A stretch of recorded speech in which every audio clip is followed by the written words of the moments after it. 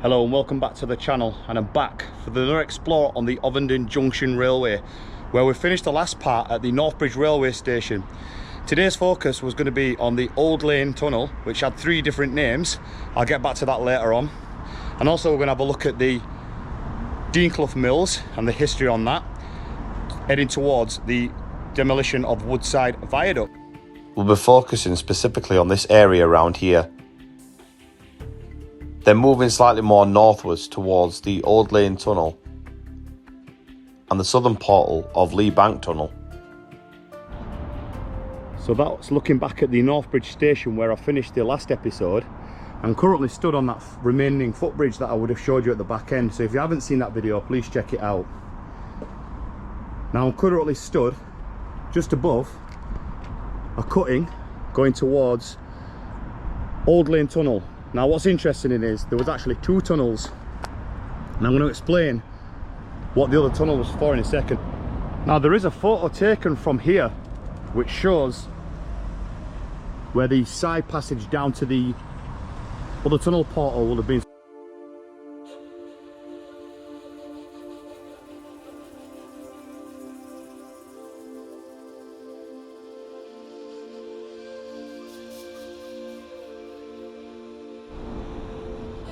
So we've made it into that cutting. Now up until recently, this cutting used to be overgrown. Now these gates are open, and I did come here the other day and they were doing some filming down there for some TV episodes. So I wonder if they made it access for them to get in here and go through there. Like I say, it looks a lot more open. There's a massive retaining wall at the side here.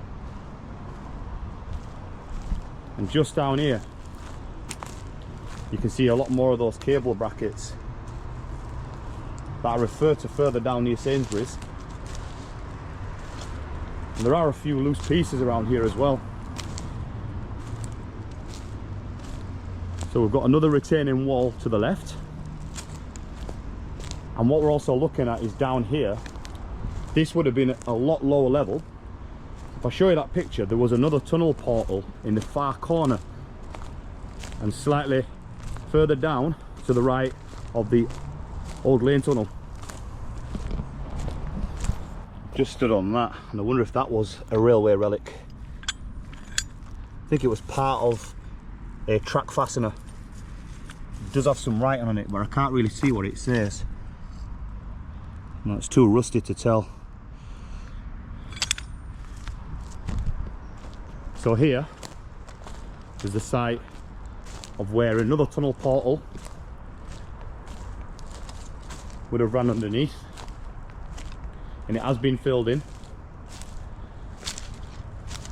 And this was to supply textiles to the local Dean Clough Mills. So there is a line that ran underneath here, and if you take a look at the south portal of our main Ovenden Junction line, just to the left of it, you can see there's a bricked up archway. So I'm guessing that they built the tunnel at a higher level but kept the train at a low level.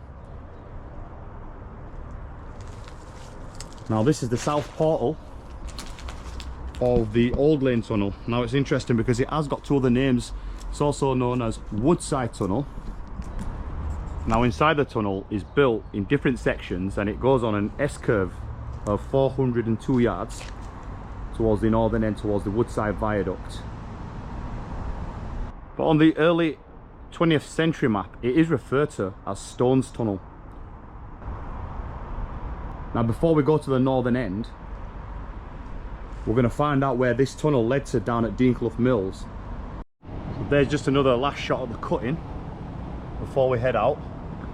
Now there is some stairs going down in towards the old site of Dean Clough Mills, which is now converted into apartments.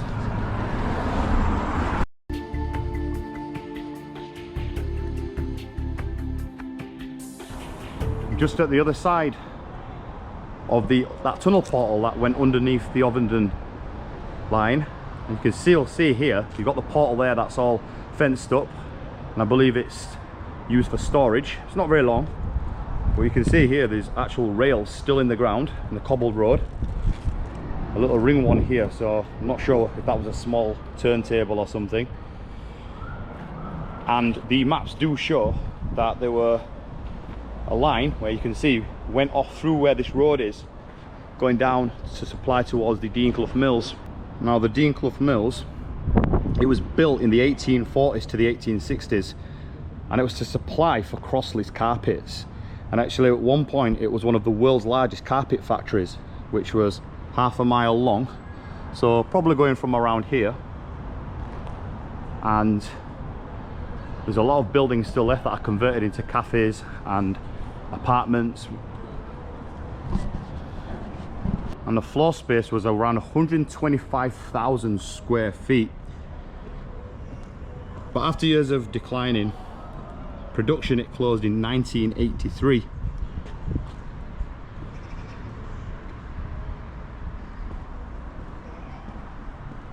It was then developed into a Grade 2 listed site for various commercial, cultural users. There's now around 150 small businesses, art venues, several other art galleries, and there's a viaduct theatre. Now just here, you can see what remains of where the track. Now there was one track, which on the maps does show went through the mills. You can still see it in the ground. Now I'm not sure why they've left that there. It's some mark of memorabilia and history.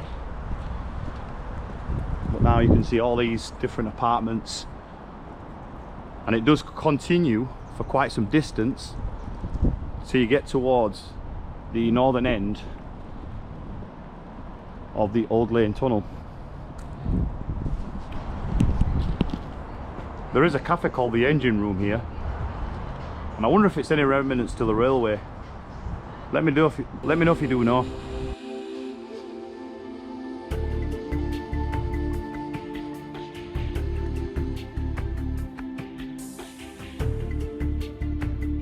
So as we leave the site of Dean Clough Mills, we're going to walk up towards the northern end of Old Lane Tunnel.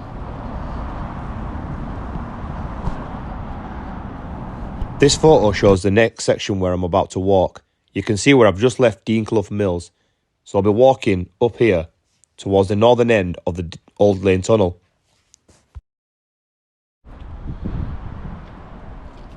Now we're at the north side of the Dean Clough Mills, and just behind those trees is the northern end of the Old Lane Tunnel. And what's interesting, you can see the remains of a viaduct that passed between two tunnels. You can just see that stone base there. That stone is the remainder of Woodside Viaducts. Now that one only had 6 arches that went across to Lee Bank, and then towards the south portal of Lee Bank Tunnel, which you're going to see in a future video. Now moving slightly further up, there is a little footpath going up towards Old Lane. Where this line of trees are would have been where the viaduct would have stopped towards the embankment towards the southern portal of Lee Bank Tunnel.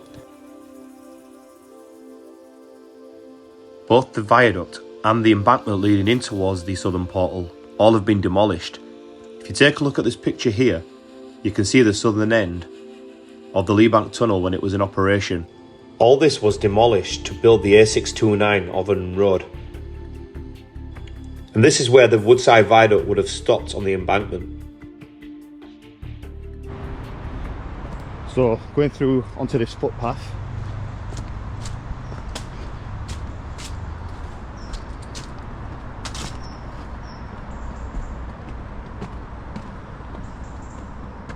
just there is the Dean Clough Mill, and behind all these trees you've got this site of the Old Lane Tunnel portal.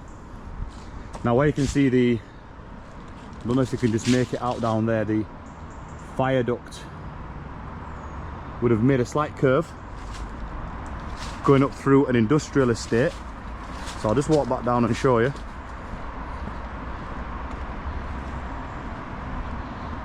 And then just in the distance over there,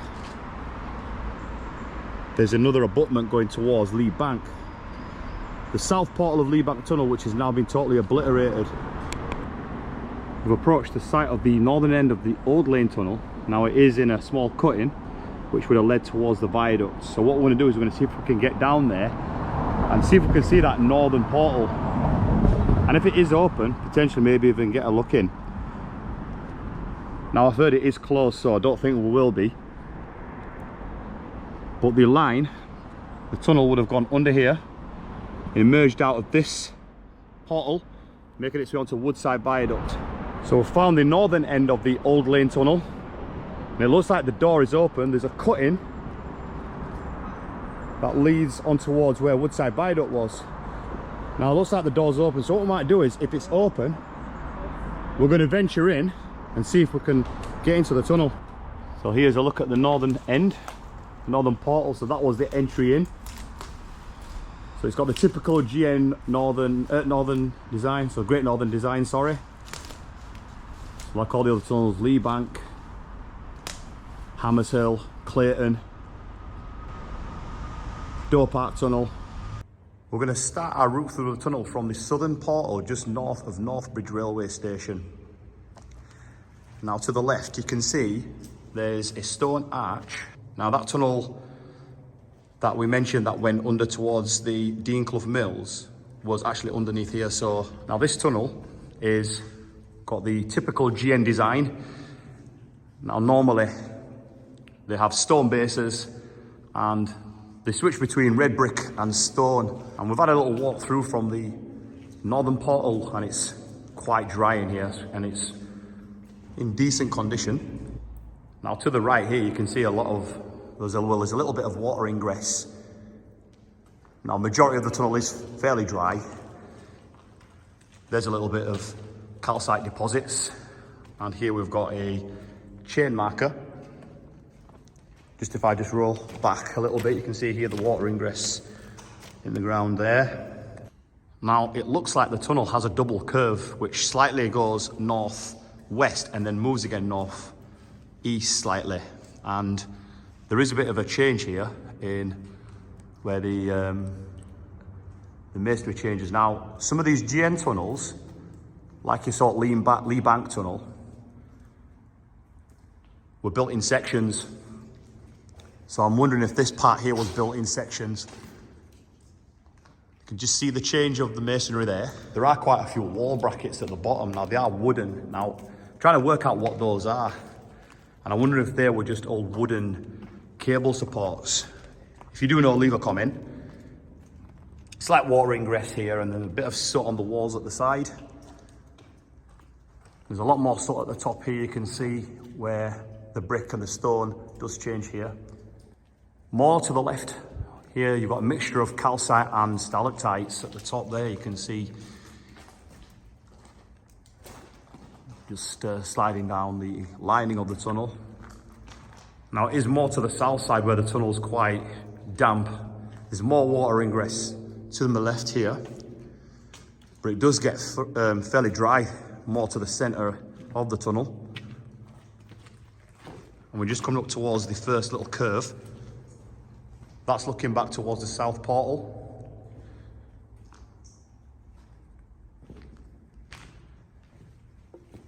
Here we've got some another chain marker, number 20.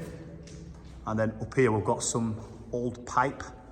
I wonder if that's part of an old drainage system for the tunnel. It looks very old and rusty, so I believe that is an original. Here to the left, we've got an old cable wire. Now, it does run for quite a little bit of a distance. It looks really old. So, and it is attached to what looks like maybe an insulator or some kind of wall bracket there. There is a change here of red brick and the 18 chain marker. Now just here there is evidence of where you can see where the railway sleepers were embedded into the ballast here. Don't know if you can just make it out. If I just step back, you can see the lines where the sleepers would have been. Now there is one or two sleepers that are still embedded into the floor slightly further up, so I'm going to show you that when we get there. The tunnel does come into an S shape with a cut and cover section, which we're approaching now. And that cut and cover section was to support the sidewalls and give it a bit more structure in case of any collapse of any land around. And you can see there's no light because the tunnel does hit the S-bend. So the northern portal isn't visible until we get further on. So we've approached a drier section of the tunnel.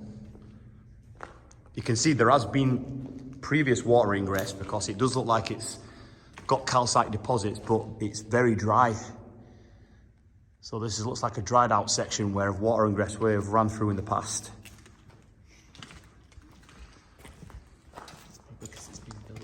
More evidence of railway track that used to once sit here. Random, but true. There's a spade here now.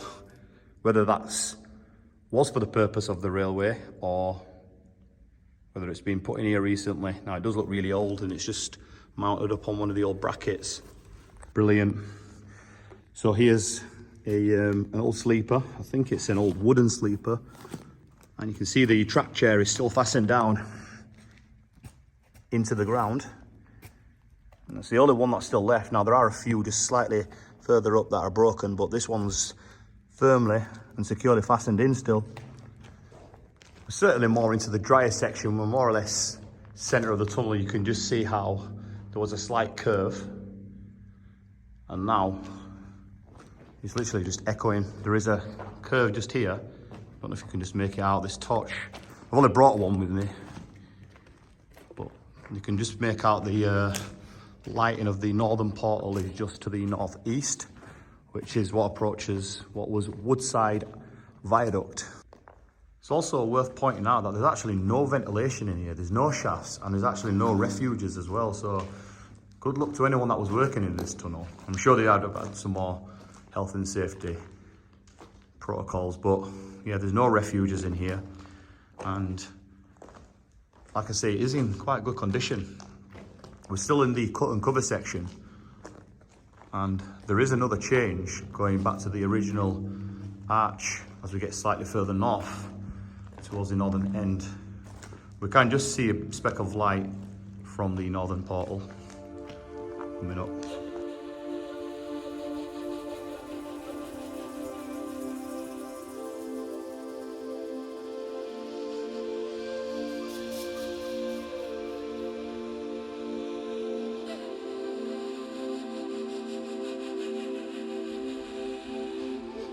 So an old broken sleeper just here. So we mentioned the one that was embedded into the track just further down.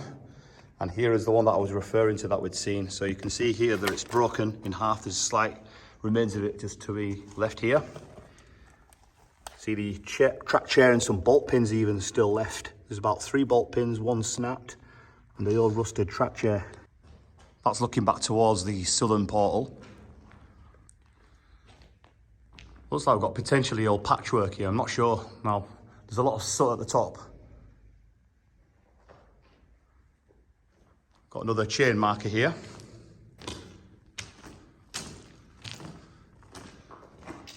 Like I said, this is more a drier section of the tunnel. Got another chain marker to the right. Now this tunnel is in really good condition. I do put this at near the top of explored disused tunnels, especially on these GM lines anyway. Good condition, quite dry through the majority of the northern section anyway. Got another chain marker to the right. This is 30 meters in. And again, you can see more change in the stone and the brick lining here. And here's the northern entrance where we came in. And we're going to head now towards what was known as Woodside Viaduct. Here we've got the northern portal, which is bricked up, but obviously somebody has opened it. It was open when we got down here. There is some sort of bat box or air entry in there because there's no shafts or refuges. Now we're in a cutting now, which is the cutting where we entered. So it's the northern side, and then so you got a retaining wall to the left here, and just further up would have been the site of what it was known as the Woodside Viaduct. Now there are some remains that go on towards Lee Bank. There is a photo taken from somewhere down there showing the viaduct curving around here, but I can't really get to the spot to match it up, so I'll put the picture up and show you the viaduct which goes between both tunnel portals.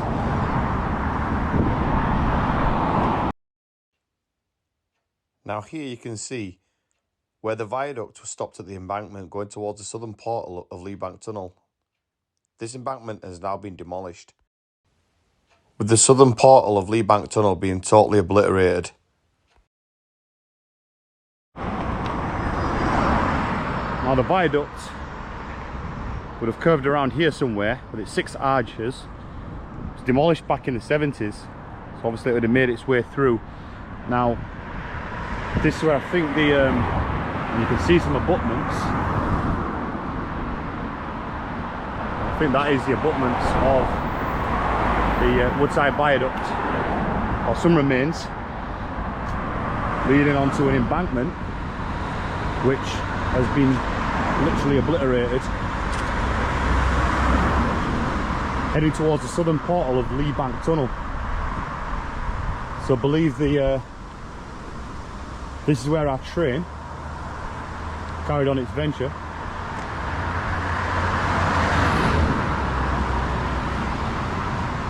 I'm just going to see if I can maybe pinpoint the exact spot of the southern portal of the tunnel. Now that tunnel is 267 yards in length, and it is open on the north side. So yeah, you can see that embankment.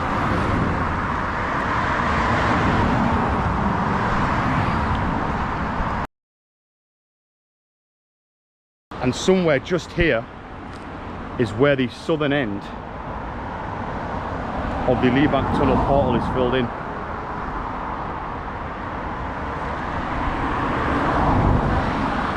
It was obviously demolished to build this bypass. There's no getting down there because it's too steep and dangerous. But the embankment looks like it's been totally just... This probably is just slight remains of it still here. Anyway, thank you very much for watching this episode on the Ovenden Junction Railway. Please like, share and subscribe to the channel, and I'll see you next time. Take care. Bye bye.